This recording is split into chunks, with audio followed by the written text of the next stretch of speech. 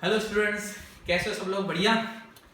देखो, 9th mathematics का part हम चालू करने वाले हैं। पहला चैप्टर नंबर सिस्टम।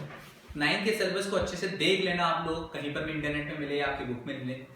देखो, जब हम कोई भी सिलेबस मैथ्स का स्टार्ट करते हैं, 7th क्लास से हमने ऑब्जर्व करना स्टार्ट किया है। क्या मिलता है हमको कि सबसे पहले कुछ नहीं कुछ ऐसा चैप्टर देखा हो जिसमें नंबर सिस्टम के बारे में होता है। उसके बाद में अलजेब्रा होता है, अलजेब्रा के बाद में ज्योमेट्री, ज्योमेट्री के बाद में statistics and surface area volume, ऐसा कुछ चैप्टर। मैथ्स के ये मैक्सिमम पार्ट हम यही डिस्कस करते हैं ना। 9th के सिलेबस में भी यही है। बस 9th के सिलेबस की बात ये है कि इसमें ज्योमेट्री मैक्सिमम पार्ट है। क्लियर? पहला चैप्टर हमेशा जैसे नंबर से रिलेटेड है। देखो, 6 में भी हमने नंबर सीखा, simple number, whole number, odd, even वगैरह ऐसा। 7th क्लास में हमने क्या सीखा? 7th क्लास में हमने जाने इंटीजर्स को अच्छे से ऐड, सब्ट्रैक्ट, मल्टीप्लाई करना सीखा। इंटीजर्स को समझा है ना, इंटीजर्स केवल एक पार्ट को डिस्कस किया। फिर 8th क्लास में हम रैशनल नंबर से मिले और इन सबको हमने नंबर लाइन पे रिप्रेजेंट करना सीखा। ठीक है? नंबर लाइन क्या होती थी? एक जीरो ऐसे नंबर होता था, इस तरफ सारे पॉजिटिव नंबर, इस तरफ सारे negative number. All positive this side, all negative this side. ऐसे अपन 1 2 यहाँ -1 -2 ऐसा लिखते। फिर हमने 8th क्लास में डिस्कस किया कि इनके बीच में कुछ नंबर होते हैं 1/2 3/4 ऐसा। तो वो रैशनल नंबर्स जो इन नंबर के बीच के टुकड़े, फ्रैक्शंस कहलाए, इन सब नंबर को डिस्कस किया। तो ऐसे दुनिया में बहुत सारे नंबर। मैं हर क्लास को ये जो चार्ट है, पहली नंबर सिस्टम का कोई भी क्लास होगी, ये मैं बताता हूँ। तो आपके लिए भी ये है क्या है कि दुनिया में बहुत सारे तरह के नंबर है, नंबर ही नंबर है। उन नंबर को मैं दो कैटेगरी में डिवाइड कर देता हूँ हमेशा के लिए, है ना। तो दो कैटेगरी क्या होती है कि या तो नंबर रियल है या रियल नहीं है, यानी कि इमेजिनरी नंबर। ठीक है? इमेजिनरी नंबर है। ये नंबर हम कब पढ़ेंगे? ये हम पढ़ेंगे 11th क्लास में। क्लियर? रियल नंबर पूरा चैप्टर 10th क्लास में, इसके बारे में जो भी बची हुई चीजें हैं रियल नंबर से रिलेटेड, वो 10th क्लास में कंप्लीट हो जाएगी। रियल नंबर ही हम पढ़ते हैं एक्चुअली में 6 7 8 9 जब से पढ़ रहे हैं हम रियल नंबर का पोर्शन ही पढ़ रहे हैं। 10th के बाद में जब मैथ से जुड़े बच्चे हो जाते हैं, वो इमेजिनरी नंबर उनको इंट्रोड्यूस किया जाता है।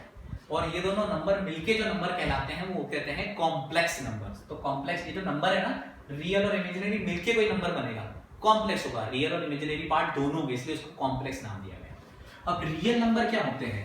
रियल नंबर दो कैटेगरी में होते हैं, या तो नंबर रैशनल होगा या इररेशनल होगा। ये हमने 8th क्लास में पढ़ा था। ये क्लासिफिकेशन क्या पढ़ा था हमने कि या तो नंबर रैशनल होगा या इररेशनल होगा। रैशनल नंबर की डेफिनेशन हमने क्या पढ़ी थी 8th क्लास में? The number which can be represented in form of p by q where q should not be equal to 0, यानी कि डिनोमिनेटर 0 नहीं होना चाहिए, एंड HCF यानी highest common factor of p and q should be 1।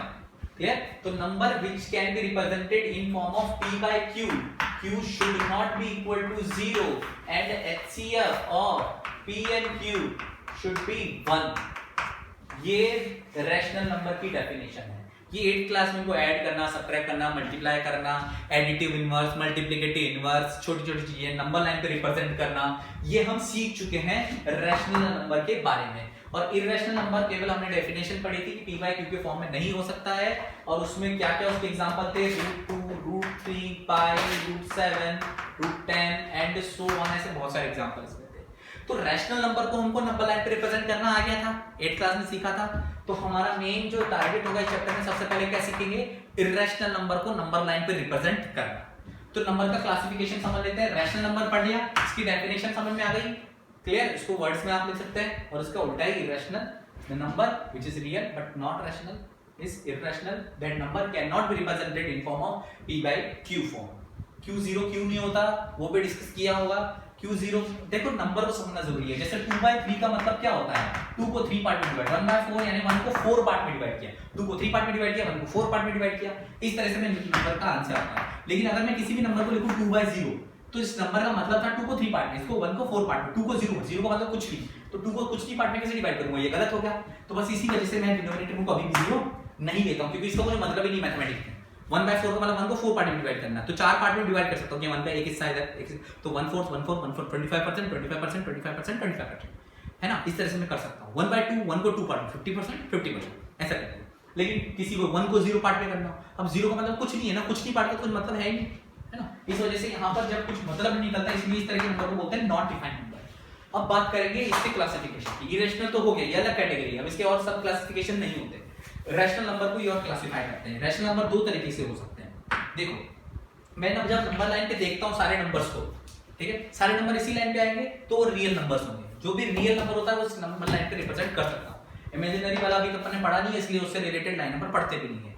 तो main part क्या होगा, rational number को भी इसी लाइन पे रिप्रेजेंट करूंगा। कैसे रिप्रेजेंट करना मिला, तो मुझे रैशनल नंबर है ये भी मिले ना 1 2 3 4, ये भी तो रैशनल नंबर है। और इसके बीच में जो आते हैं 1/2 या 3/4 आया, ये भी तो क्या है, ये भी रैशनल नंबर है। ये नंबर और ये नंबर में फर्क क्या है, फर्क ये है कि ये जो सारे नंबर हैं ये सारे पूरे नंबर हैं, ये टुकड़े नहीं है और बीच वाले टुकड़े हैं। तो रैशनल नंबर के दो पार्ट क्या हो गए, एक तो पूरे नंबर इंटीजर जिसको डिटेल में हमने पढ़ा था 7th क्लास में, और उसके अलावा फ्रैक्शंस जिसको हमने पढ़ा था डिटेल में 8th क्लास में, और उसको रिप्रेजेंट करना भी सीखा था हमने नंबर लाइन पे। और इसके दो तरीके के पार्ट होते हैं, एक होता है repetitive type of rational number और एक होता है terminating type of rational number. ये क्या है भाई साहब, टर्मिनेटिंग फ्रैक्शन और रिपीटेटिव फ्रैक्शन क्या है, एक एग्जांपल से समझ लेते हैं। 1/2 को सॉल्व करोगे तो क्या आएगा 0.5, 1/3 को सॉल्व करोगे तो 0.33333333 ऐसा आएगा। इसको आप लिखते हो 0.3 बार। तो जो नंबर डेसिमल के बाद रिपीट होता रहता है उसको बोलते हैं रिपीटेटिव टाइप, और जो डेसिमल के बाद खत्म हो जाता है उसको बोलते हैं टर्मिनेटिंग टाइप। सिंपल है, ये सबको पढ़ाता हूं मैं, 7 को भी, 8 को भी, 9 को भी, 10 को भी। तुम्हारे लिए जरूरी है क्योंकि चैप्टर के इंट्रोडक्शन में नंबर सिस्टम में ये पढ़ना बहुत जरूरी है, क्योंकि नंबर का ब्रॉड क्लासिफिकेशन आपके दिमाग में रहेगा तो आप सारी कैटेगरी को अच्छे से समझ पाओगे। तो क्या है रिपीटेटिव टाइप ऑफ नंबर और क्या है टर्मिनेटिंग, क्लियर हो गया। अब इंटीजर जो होते हैं उसके अंदर नेगेटिव और पॉजिटिव दोनों तरीके के होते हैं, नेगेटिव नंबर्स, पॉजिटिव नंबर्स, और जीरो जो होता है न्यूट्रल होता है, वो किसी कैटेगरी में नहीं आता है। जीरो और पॉजिटिव को मिला देते हैं तो होल नंबर बन जाते हैं, 0 1 2 3 4 5 6, और केवल पॉजिटिव की बात करूंगा तो नेचुरल बन जाते हैं। नेचुरल नंबर के अंदर फिर वो सब क्लासिफिकेशन होते हैं, जो 2 से डिवाइड हो जाते हैं वो इवन नंबर होते हैं, जो 2 से डिवाइड नहीं होते 1 रिमाइंडर छोड़ते हैं वो ऑड नंबर्स होते हैं। उसके बाद में आप इसके अंदर प्राइम नंबर भी ढूंढते हो, जो जिसका कोई फैक्टर नहीं होता वो प्राइम नंबर, जो 2 या 2 से ज्यादा फैक्टर जिसके होते हैं वो कंपोजिट नंबर। प्राइम और कंपोजिट एक दूसरे के अपोजिट, जैसे ऑड और इवन एक दूसरे के अपोजिट है, उसी तरीके से प्राइम और कंपोजिट एक दूसरे के अपोजिट होते हैं। 1 ना ही प्राइम होता है ना ही कंपोजिट होता है, 1 1 होता है। तो सबसे छोटा प्राइम कौन होता है 2, उसके बाद 3, फिर 5, ऐसे करके हम प्राइम नंबर्स जोड़ते जाते हैं। ये हो गया classification broad of all type of numbers. हमको क्या पढ़ना है, बेसिकली हमको इरेशनल नंबर को पहला, तो इस चैप्टर में जो पहला पॉइंट होगा इरेशनल नंबर को नंबर लाइन पे रिप्रेजेंट करना हमने 8th क्लास में सीखा था। अब हम सीखेंगे इरेशनल नंबर को नंबर लाइन पे रिप्रेजेंट करना। तो सबसे पहले जो सबसे ज्यादा फेमस इरेशनल नंबर है √2, उसको रिप्रेजेंट करना सीखेंगे। फिर √3, √4 नहीं होता, √4 यानी 2 हो जाता है तो वो रैशनल बन जाएगा। फिर √5 आएगा, √6 आएगा, ऐसे करके हम सबको नंबर लाइन पे रिप्रेजेंट करना सीखेंगे। तो ये क्लासिफिकेशन लिखने के बाद हेडिंग डालनी है representing irrational number on a given number line. Clear? तो ये नोट कर लो क्लासिफिकेशन फटाफट, स्क्रीन को पॉज करके और आगे बढ़ो। तो √2 को कैसे रिप्रेजेंट करेंगे नोट कर लेना, फिर देखना। √2 representation of irrational number on real number line. तो ये जो रियल नंबर लाइन आप देखते हैं ना, ये जो रियल नंबर लाइन होती है बीच में जहां पे 0 होता है, ये 1 हो गया, ये 2 हो गया, एंड सो ऑन ऐसे चलेगा। यहाँ पे -1 हो गया, -2 हो गया, एंड सो ऑन, इस तरफ -∞ तक चलेगा। इस नंबर लाइन पे मुझे √2 को रिप्रेजेंट करना है, ठीक है। तो रिप्रेजेंट क्वेश्चन है, क्वेश्चन के तरीके से समझ लो। एग्जांपल कि represent √2 on real number line, ऐसा question on real number line. तो ये जो नंबर लाइन होती है उसका पूरा नाम क्या है, रियल नंबर लाइन। ओके, करते हैं। करने के लिए छोटा सा गणित समझते हैं। मुझे √2 कैसे मिलेगा, √2 कैसे मिलेगा। अगर मेरे पास एक राइट एंगल ट्राइंगल होता, ठीक है, थोड़ी सी बुद्धि, जिसमें बेस मेरा 1 होता, परपेंडिकुलर भी मेरा 1 होता, ये एंगल 90 होता, तो मैं क्या करता, मैं हाइपोटेन्यूज निकालता। हाइपोटेन्यूज निकालने के लिए मेरे पास पाइथागोरस थ्योरम है। पाइथागोरस थ्योरम को मैं शॉर्ट में लिखता हूँ पाइथागोरस थ्योरम, यानी PGT। क्लियर? शॉर्ट में मैं हमेशा ये लिखूंगा, ध्यान देना। तो मुझे क्या करना है, ये हाइपोटेन्यूज निकालना है। तो hypotenuse square is equal to perpendicular square plus base square. This is the Pythagoras theorem. Perpendicular is 1 तो 1 स्क्वायर, बेस इज 1 तो 1 square is equal to hypotenuse square. Hypotenuse square is equal to 1 square plus 1 square यानी कि 2। तो ये मेरे पास आ गया h is equal to √2, यानी कि ये अगर 1 है, ये अगर 1 है तो ये क्या हो गया, √2 हो गया। हाँ, तो √2 मुझे ज्योमेट्रिकली रिप्रेजेंट करना आ गया, क्योंकि ये इरेशनल नंबर है, मेजर करना आसान नहीं है, लेकिन ज्योमेट्रिकली फाइंड आउट करना बहुत आसान है। यानी कि अब मुझे कुछ नहीं लेना है, आपको एक कंपास लेना है, यहाँ पर 1 मार्क किया है ना, तो ये 1 डिस्टेंस आपको एक सिंपल मार्क बना के रखना है। तो 1 मार्क बनाया, जितना 1 है उतना ही यहाँ पर 90 डिग्री का एंगल बनाना है। 90 डिग्री का एंगल बनाना आपको आता ही है, ये 90 डिग्री का एंगल आपने बनाया, और ये जो 1 था यही यार यहाँ 1 का लेना है, बन गया। तो ये 1 है, ये 1 है, ये आपके पास जो पॉइंट आया इसको यहाँ से मिला दोगे तो यहाँ पे एक राइट एंगल ट्राइंगल बन गया, जिसमें ये भी 1 है, ये भी 1 है, तो बाय डिफॉल्ट ये क्या हो गया, √2 हो गया। अब आपको कुछ नहीं, रियल नंबर लाइन पे सारे रेफरेंस 0 से लेते हैं, तो ये 0 हो गया। 0 से √2 का मेजरमेंट, ये √2 का मेजरमेंट लेके यहाँ कट कर दो, ऐसा है। तो दिस डिस्टेंस इज √2। तो √2 1.41 ऐसा होता भी है, यानी कि 1.5 से थोड़ा सा पीछे की तरफ दिखाई देगा, वैल्यू हमको थोड़ा बहुत पता होनी चाहिए। तो ये मेरे पास √2 रिप्रेजेंट मैंने कर दिया रियल नंबर लाइन पर। ठीक, अब मान लो कि आपसे बोला जाए √3 को रिप्रेजेंट करो, क्या बोला जाए, √3 को रिप्रेजेंट करो, simple, represent √3 on real number line. क्या करो, बुद्धि लगाओ, सोचो क्या हो सकता है। मान लो यही राइट एंगल ट्रायंगल का बुद्धि लगाना, मुझे यहां पर √3 कैसे मिल सकता है, सोचो √3 कैसे मिल सकता है।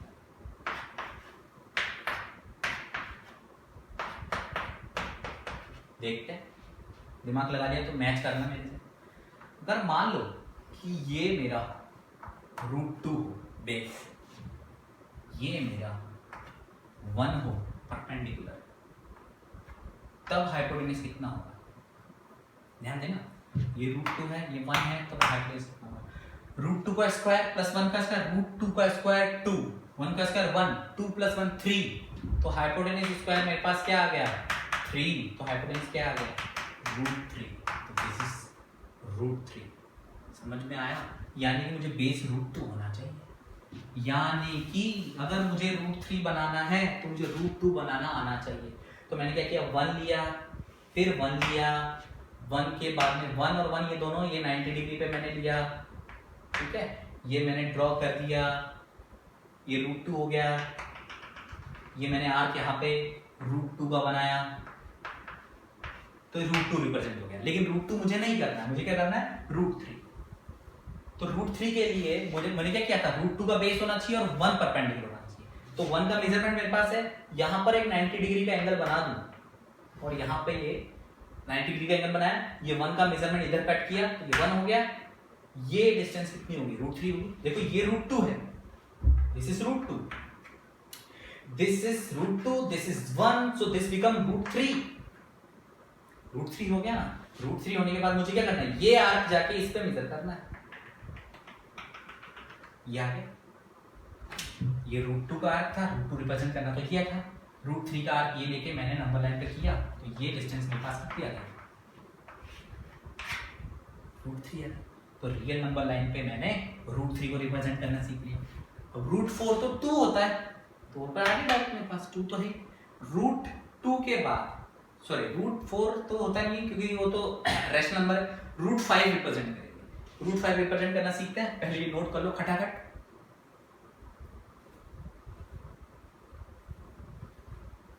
तो हमको क्या करना है, रिप्रेजेंट करना है √5 को रियल नंबर लाइन पे। तो √5 मुझे कैसा मिलेगा वो सोचना है। तो ये 0 है, ये 1 है, ये 2 है, एंड सो ऑन ऐसे चलेगा, -1 -2 इस तरफ एंड सो ऑन चलेगा। अब मुझे क्या करना है, √5 लाना है, वही ट्राइंगल का। अगर नीचे 2 हो जाए, ये 1 हो जाए 90 डिग्री पे, तो ये क्या होगा, सोचो सोचो, √5 होगा, 2 का स्क्वायर 4, 1 का स्क्वायर 1, ये हो गया हाइपोटेन्यूज स्क्वायर। तो क्या होगा हाइपोटेन्यूज √5, सिंपल सिंपल बुद्धि। तो मेरे पास ये 2 है, इस पर मुझे 90 डिग्री का एंगल बनाना है, बन गया ना। और ये 1 लेना है, ये 1 है ना, ये 1 एकदम सही आया। ये जो मिलाया मैंने, मेरे पास कितना आया √5। मुझे रियल नंबर लाइन पे चाहिए तो ये वाला आर्क में इधर बना दूंगा, ये मेरे पास आ गया √5, सिंपल √5। √6 करना है तो √6 के लिए करेंगे, ये हो गया, ये 90 बनाया, ये 1 है तो 1 का ही इधर आर्क बनाएंगे। ये मेरे पास हो गया √6, √6 का आर्क हो गया, ये रहा। तो यहाँ से यहाँ तक क्या बन गया √6, या इस पॉइंट को बोल सकते हो √6 ऐसा, इस पॉइंट को बोल सकते हो √5, क्योंकि नंबर लाइन पे तो पॉइंट पॉइंट होता है ना, डिस्टेंस क्या पॉइंट मार्क, ऐसे मार्क कर सकते हैं। उसके बाद में √7 बनाना है तो क्या करेंगे, यहाँ पर 90 डिग्री बनाएंगे, फिर से ये 90 डिग्री, ये फिर 1, ये जो 1 का आर्क था ना इधर बनाएंगे, तो ये क्या हो जाएगा √7। समझ में आ रही बात। वैसे √8 करना हो तब यहाँ पर 90 डिग्री बना के वैसे अब ये √7 का आर्क बना दे, बन गया। तो ये मेरे पास √7 आ गया, ये मार्क। यही आर्क में क्या लेके आया हूँ, रियल नंबर लाइन पे लेके आ रहा हूँ, क्योंकि सारे आर्क मुझे इसी चाहिए, सारे डिस्टेंस मुझे यहीं पे चाहिए। √7 का √8, √9 नहीं, √9 का मतलब 3 होता है, तो 3 से अगला करना स्टार्ट हो जाएगा, है ना। तो √9 के बाद 3 के बाद क्या आता है, मतलब √9 के बाद √10 सोचोगे आप, √10 में आपको हेल्प मिलेगी। जैसे अब √5 के बाद यहाँ तक मैंने समझा दिया कहाँ तक जाना था, अब आपको √10 रिप्रेजेंट करना है। तो √10 कैसे मिलेगा, इसके अंदर 9 + 1 हो गया, 9 3 का स्क्वायर + 1, यानी कि बेस 3 हो और ये 1 हो, तो 3 1 से ये मुझे √10 मिल जाएगा ना। बस तो यहाँ क्या करना है, 0 1 2 3 -2 माइनस से मुझे मतलब नहीं, मुझे तो प्लस वाले से मतलब है, क्योंकि मुझे प्लस का √10 मुझे रिप्रेजेंट करना है। तो ये 3 हो गया, यहाँ पे मैं 1 का 90 डिग्री पे 1 ड्रॉ करूंगा, 1 यानी ये जो 1 है ना, ये 1 यहाँ, फिर इसको मिला दूंगा। ये मिलाने के बाद ये में क्या बन गया √10 बन गया। √10 के बाद और भी मैं कर सकता हूँ फटाफट। कैसे, √10 तो मैंने ये आर बना दिया, ये यहाँ आ गया। अब यहाँ पर मैं अगर इस पे वापस 90 डिग्री का एंगल बनाऊं, ये फिर 1 रहूं, 1 को मिला दूं, क्लियर। 90 डिग्री बनाने के बाद तो ये क्या होगा, ये 1, तो √10 10 + √11, फिर से ये हुआ, ये √12, तो ये मेरे पास हो गया √10 का मार्क, √11 का मार्क, फिर ये हो गया √12 का मार्क, क्लियर। यही आर्क लेके कैसे ड्रॉ करें, √12 अगर यहाँ पर मैं लूँ 90 डिग्री तो √13 हो जाएगा, ये भी मैं मैच कर लूँगा, √14 भी हो जाएगा इस तरीके से, √15, फिर √16 नहीं होगा, √16 4 हो जाता है, फिर वहाँ से अगला कार्यक्रम चालू होगा, फिर 4 बेस और 1 ऐसे हो जाएगा, 4 1 क्या हो जाएगा √17, √16 + 1 √17 √18 ऐसा मैं ड्रॉ कर सकता हूँ। तो इस तरह से आप किसी भी रियल नंबर को इस तरह से ड्रॉ कर सकते हो, उसमें तोड़ना पड़ेगा कि कौन सा परफेक्ट स्क्वायर आ रहा है, इस तरह से आप किन का ड्रॉ करना जानते हो, कौन नियरेस्ट है। जैसे मेरे को 1 और 1 का यूज करके √2 कर दिया मैंने, √2 के बाद में सीधा √4 का मतलब 2 से, ठीक है। तो √5 √6 √7 √8 ये किसकी हेल्प से मैंने कर दिए 2, और ये 1 और 1 की हेल्प से, और 1 और 2 की हेल्प से ये मैंने कर दिए, फिर 1 और 3 की हेल्प से इसके आगे वाले, √9 के बाद क्या था √10 √11 √12 √13 √14 √15 यहाँ तक बन गया। जैसे √16 आया वो क्या बन गया 4 बन गया, 1 और 4 ये प्लस नहीं है, उनकी हेल्प से एंड इनकी हेल्प से मैं क्या कर दिया √70 √80 √90 √20 √21 √22 ऐसा मैं ड्रॉ कर सकता हूँ, √23 √24 था, फिर √25 हो गया 5, तो 5 हो गया, तो फिर 1 और 5 की हेल्प से √25 के बाद वाला √26 √27 ऐसे बढ़ता जाता है। ऐसे मैं इनकी हेल्प से ये आगे के आगे कर सकता हूँ। अब क्या बोला जाता है, आपको पॉलीगन ऐसा टाइप का ड्रॉ करने के लिए बोला जाता है, तो आप जैसे कार्यक्रम आपने शुरू किया √2 से, तो √2 के बाद में जैसे आप नहीं है √2 आया, फिर √3 आया, फिर √4 √5 √6 ऐसे करके आप पूरा ड्रॉ करते जाओगे, सबसे लाइन मिला के जाओगे तो एक पूरा एक स्पाइरल बन जाएगा। तो इस स्पाइरल ड्रॉ करने के लिए भी आपका आता है तो होमवर्क है आपको सबके लिए वो स्पाइरल ड्रॉ करके मुझे बढ़िया सी इमेज खींच के भेजनी है। स्पाइरल जिसका सुंदर होगा उसको चॉकलेट मिलेगी, ठीक है? तो नोट कर लो इसको। देखो अब अगर मान लो ऐसा क्वेश्चन आया तो क्या करोगे? रूट 9.4 को रिप्रेजेंट करो रियल नंबर, तब तो कोई ऐसा पैटर्न भी नहीं फॉलो हो रहा है ना। तो इस तरह के क्वेश्चन का एक छोटा सा मेथड होता है, आराम आराम समझाऊंगा, अच्छे से सुन लेना, एक बार में अच्छे से समझ लेना। तो जनरलाइज पहले मेथड समझ लेते हैं इसमें क्या कहता है मेथड। इस मेथड से जो अभी अपना पैटर्न था ना वो सारे क्वेश्चन भी हो जाएंगे। जनरल एक तरीका है, क्या कहता है ये तरीका कि मान लो कोई भी x है, उसका रूट x आपको रिप्रेजेंट करना है रियल नंबर लाइन पे। तो आपको क्या करना है? कुछ भी नहीं करना है, आपको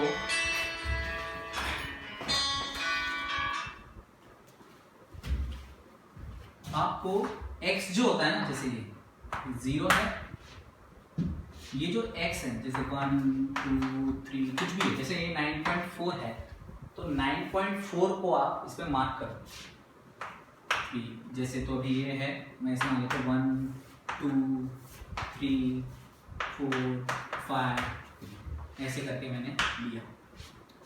फॉर एग्जाम्पल मैं इस क्वेश्चन को चेंज कर देता हूँ, बहुत बड़ा हो रहा है, 4.4 ले लेते हैं ना। तो 4.4 तो मुझे मार्क करना आता ही है ना, इसमें कोई दिक्कत थोड़ी है। तो 4.4 में मार्क कर लूँगा यहाँ। तो ये 4.4 की डिस्टेंस मैंने मार्क कर दी। तो 4.4 मैंने लिया, यानी कि मुझे करना क्या है रफली पहले बताएंगे। ये मुझे पहले x मार्क करना है, फिर जहाँ x है ना उसमें आगे 1 और मार्क करना है। ये टोटल कितना हो जाएगा? x + 1 हो जाएगा। टोटल कितना हो जाएगा? x + 1। अभी जैसा है वो मैं दे दूंगा आगे। तो x है तो x डिस्टेंस मार्क करने के बाद उसके आगे 1 और करनी है, यानी कि आपने जैसे 1 यूनिट ली होगी ना 1 2 3 4, वही वाला 1 एक्स्ट्रा मान लेना। फिर इस जगह को डायमीटर मानना है। क्या मानना है? डायमीटर। और आपको ड्रॉ करना है सेमी सर्कल। डायमीटर माना है तो इसके सेंटर रेडियस होगा। और सेंटर आपको ऐसे मेजर करके नहीं निकालना, आपको मेथड से निकालना है। कैसे? आपको इसका खींचना है परपेंडिकुलर बाइसेक्टर। परपेंडिकुलर बाइसेक्टर खींचना आता है ना, हाफ से ज्यादा आर्क ऊपर नीचे, हाफ से ज्यादा आर्क ऊपर नीचे, ऐसा। इधर से भी हाफ से ज्यादा आर्क ऊपर नीचे, वही सेम आर्क इधर से ऊपर नीचे कट करेंगे, इन दोनों को मिलाएंगे तो ये सेंटर आ जाएगा। सेंटर आ गया यानी कि ये रेडियस बन गई। अब ये यहां से यहां तक का आर्क आप रेडियस लेकर ये ड्रॉ करेंगे। ड्रॉ करने के बाद क्या होगा? ये जो है सेमी सर्कल तैयार। यहाँ पे जहां तक x था ना, ये जो x वाला पॉइंट था, वहां पर आपको ड्रॉ करना है 90 डिग्री का एंगल। ये स्टेप समझ लेना क्या क्या कह रहा हूं। सबसे पहले मैंने x + 1 की लाइन मार्क की। x + 1 में x जहां था ना वो मेरे पास मार्क्ड है, ठीक है? x जहां है मुझे पता है, क्लियर? अब मैंने क्या किया, ये करने के बाद यहाँ पर जहां पर x था वहां पर 90 डिग्री का एंगल बनाया। 90 डिग्री का एंगल बनाने के बाद ये लाइन जो है इस आर्क को या इस सेमी सर्कल को जिस जगह पर इंटरसेक्ट करती है वो डिस्टेंस जो होती है वो √(x) होती है। यानी कि x था, ये 1 था, तो ये √(x) होगा, हमेशा ये होगा। इसका प्रूफ बाद में बताएंगे, पे मेथड समझ लो। क्या करना है? आपको √(x) निकालना है, तो आपने x खींचा, उसके आगे 1 खींचा, क्लियर? x + 1 का परपेंडिकुलर बाइसेक्टर खींचा, ये सेंटर आ गया, तो ये डिस्टेंस को रेडियस मान के सेमी सर्कल खींचा। सेमी सर्कल खींचने के बाद जो x वाली डिस्टेंस थी वहां पर एक 90 डिग्री का एंगल बनाया। 90 डिग्री का एंगल बनाने के बाद ये लाइन जहां पर कट करती है ये डिस्टेंस मेरे पास √(x) हो गई। अब मुझे इसको नंबर लाइन पर रिप्रेजेंट करना है।